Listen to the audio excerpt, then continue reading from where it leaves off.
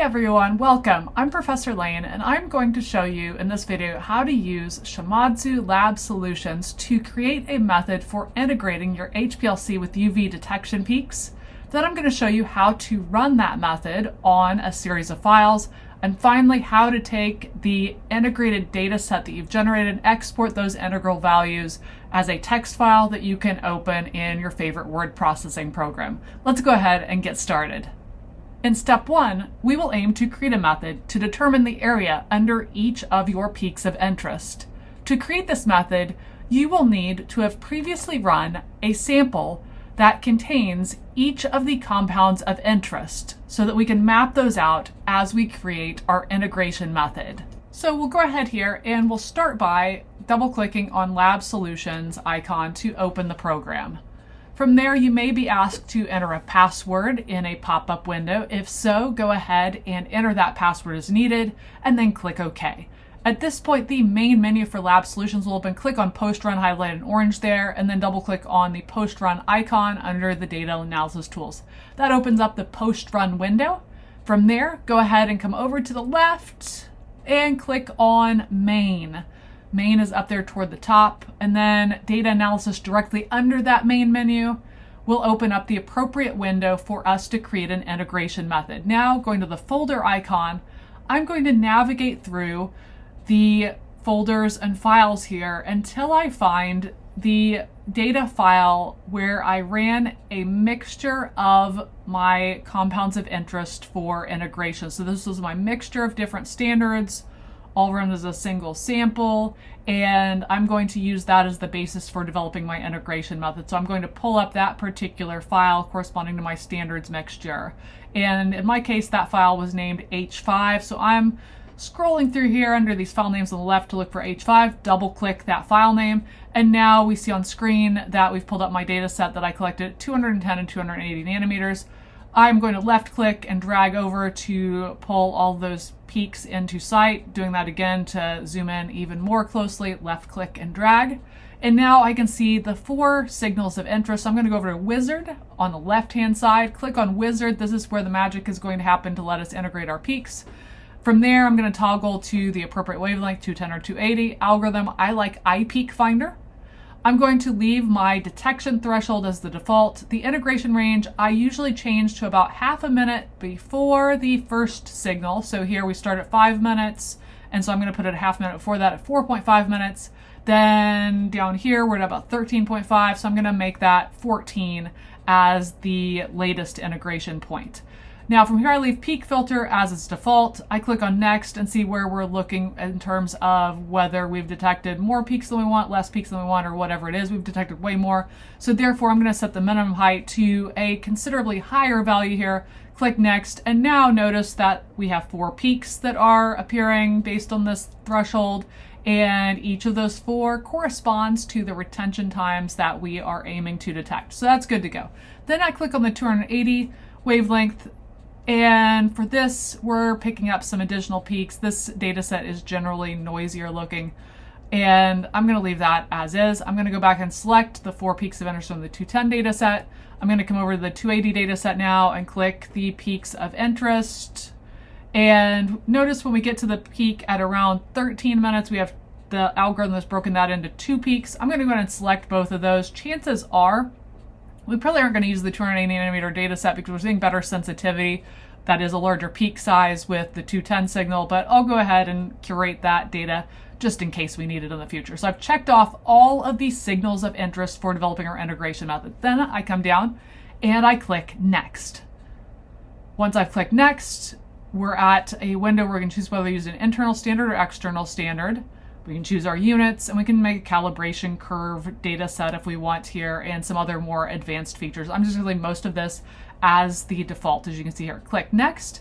And now at this point, we have some options to toggle here as well, particularly peak selection. I like to do the closest peak to the retention time of interest and select based on the absolute actual value for retention time that was measured. Now click Next. And at this point, you will see a list of the peaks that we will be integrating. So the first 4 here correspond to the detector of 210 nanometers. The last set here lines 5 through 9 correspond to the 280 nanometer data set. And at this point, then with all of these, we can click Finish now that those are all in place. Now that we have those peaks selected from our standard set, click Apply to Method located on the left-hand side of the screen, click that. And then you have two options here. One is that you can overwrite your existing method file with this processing step. The other is that you can create a new file, do that by clicking No, which is what I'm going to do here. And then a window pops up to save this integration method as a new file. So I'm going to change this to be specifically integration post run to denote this is my post run method. And I'm going to click Save there. Now that I have that, our window will pop up here and you can choose accordingly. I'm just going to leave data processing parameters checked and leave everything else unchecked as its default. And now at this point, we are good to go to apply this toward a particular data file.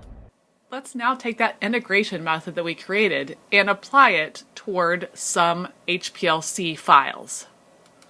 To integrate, we are going to open the file containing the data we wish to integrate. In my case, it's file H6. I'm in the lower left-hand corner. Double-click H6 to open that file.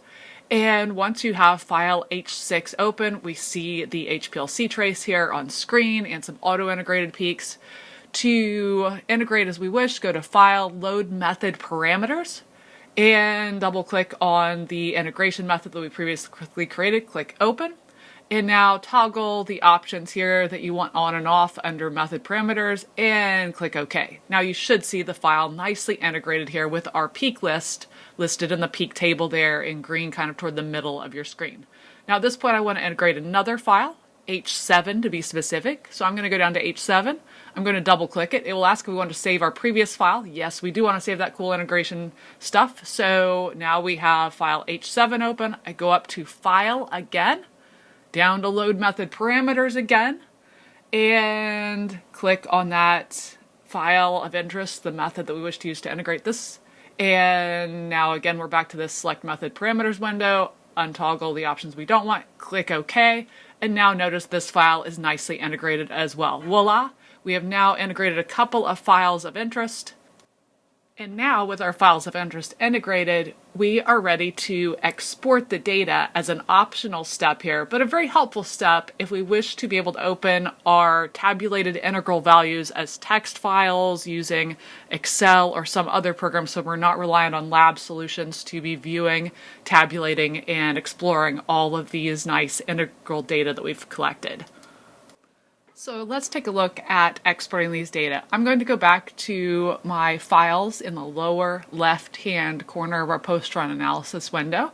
I'm going to find the files I wish to export as text files. That's H5, H6, and H7. So I hold down the Shift key and left-click on each of those three files.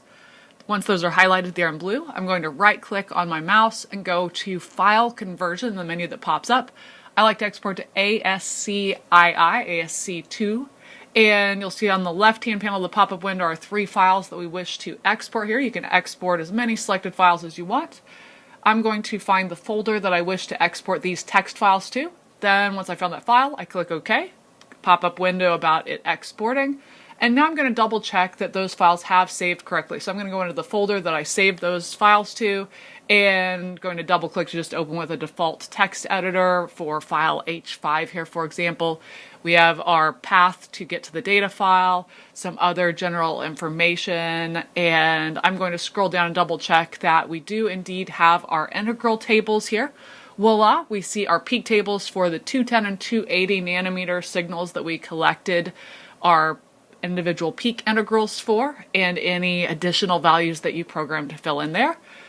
All good. And then I'm also going to show you and double check that we have our full data sets here of all of the raw data points that we collected at both 210 nanometers, as we see here under wavelength there. And if we scroll down, we have a long list of time versus absorbance values at 210 nanometers. If we keep scrolling, this data set was also collected at 280 nanometers, and we will eventually come to our 280 nanometer data set here if we look carefully, and we find that second heading here that I'm scrolling around looking for now. And there we go. We have our 280 nanometer wavelength data set as well. So this is a nice comprehensive data set of our raw data XY values, as well as our integral table at the top. And now what I like to do with this is you can use a prompt in your favorite AI tool, such as ChatGPT, to pull out the data sets integral values that you want. I'll include a prompt in the caption here about how you might go about doing that to put everything into a nice single compact file where all of your integral tables are tabulated in a single file that you can use. So it's pretty helpful. All right, so with that, thank you all for checking in and hope this video has been helpful.